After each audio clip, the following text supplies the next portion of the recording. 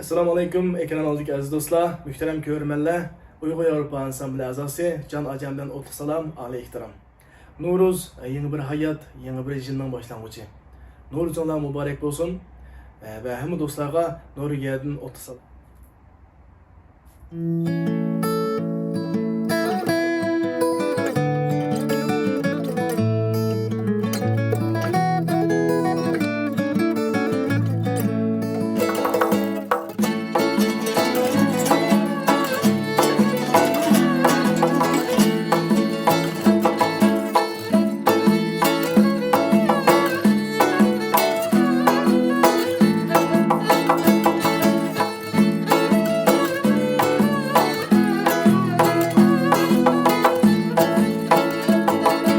Havadaki laçini konduray bilagimge heyyar.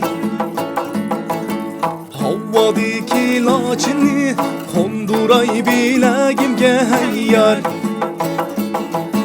Yarının sözleri durasındır ey yüreğimge heyyar. Yar yar heyyar ey, içimge otni saldıla heyyar. Otlarını alsıla mendin bölekke salsıla heyyar.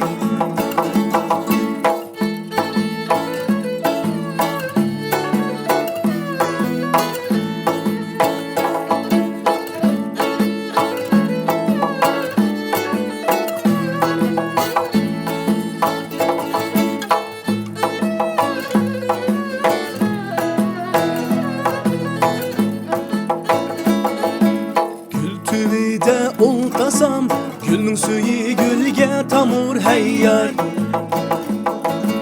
Gül tüvide oltasam gülün suyu gülge tamur heyyar. Arzuluqnın arzusu vay yarını körgende kalur heyyar. Yar yar heyyar ey, içimge otni saldıla heyyar. Otlarını alsıla mendin bölekke salsıla heyyar.